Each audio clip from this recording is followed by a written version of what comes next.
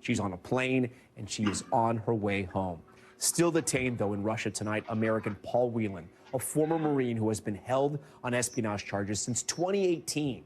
Secretary of State Antony Blinken explaining the decision to bring Griner home first, saying, quote, "This was not a choice of which American to bring home. The choice was one or none." That likely little comfort to Whelan's loved ones. Paul's sister, Elizabeth Whelan, joins us live in just moments with the family's reaction tonight. But we begin first with Chief Foreign Affairs Correspondent Andrea Mitchell. Tonight, after 10 months behind bars in Russia, WNBA star Brittney Griner is coming home, seen here on Russian state video. I want to bring in now Elizabeth Whelan. She's the sister of that other American who was not part of the prisoner swap, Paul Whelan, a former Marine who remains imprisoned in Russia tonight. Elizabeth, you and your family likely saw that moment when our Kristen Welker asked the president when Paul would come home, and the president walked out of the room. I have to imagine today you're happy for the Griner family, but this has to also sting a bit, especially that last bit there from the president. No, that's not true at all. It doesn't sting. I'm very angry with the Russians playing around like this. They've created a fairy tale about Paul being a spy, and they're trying to put America in a difficult position, put Biden in a difficult position, rather than giving him the win of bringing two people home. We're very pleased to see Cherelle celebrating today with the president in the White House and waiting for Brittney to come back. It will be Paul that we're celebrating before too long, I certainly hope. But, you know, there's no timeline. Asking the president when Paul will come home, the Russians are in charge of that timeline. And it's our job now to force the situation so that the Russians negotiate in good faith, which they are not doing at the moment, so that we can get Paul released. Elizabeth, I got to be honest with you. You sound very optimistic, and that's obviously incredibly positive. Do you have reason to be optimistic?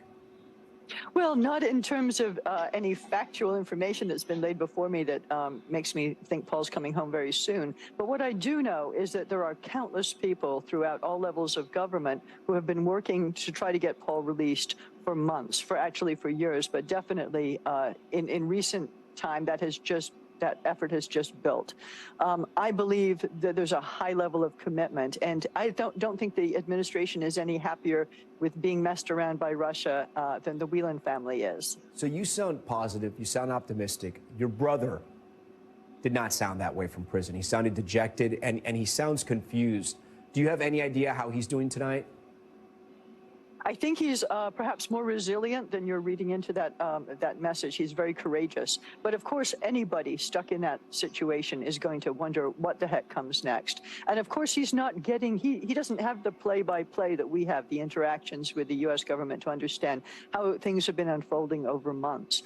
But, you know, my optimism isn't sort of something I'm papering on.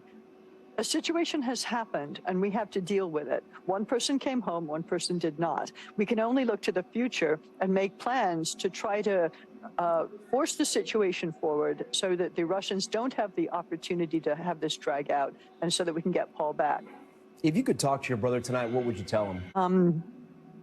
That we're never giving up, ever. And we have not given up from the minute that we found out what had happened. And he may not ever really appreciate that until he gets back because of the limited amount of information that can be shared with him. But we are not going to relent. And what would you tell the president? Well, I had the fortune of speaking with him this afternoon and sharing my concerns and my hopes for the future. But I think it's important for everyone to remember, the president included, that you know, Paul's not going to be able to last forever under this circumstance. You know, he's doing okay so far, but you know, he isn't getting any younger. The prison is a very dangerous place to be. He is in a forced labor camp in Mordovia, which is in a remote part of Russia. This is unheated, very Dickensian sort of setup, not a good place to be. And just because he's lasted this long does not mean he can go on forever. We have to find a solution. Elizabeth, I have one more question for you, and I appreciate it if you could be as frank as possible. After you spoke with the president this afternoon, were you more optimistic, or were you the same in the sense of your feelings for the future? I think I was the same because I already had a sense of the level of commitment that everyone felt and the devastation of being sort of forced by Russia into a situation like this. I think if I had been in the president's position, I would have had to make the same choice: bring home an American that we can get out. But it's not the optimal, of course. And I just hope to goodness that next time it is Paul, and that I'm on here telling you the good news rather than the not so good news. Elizabeth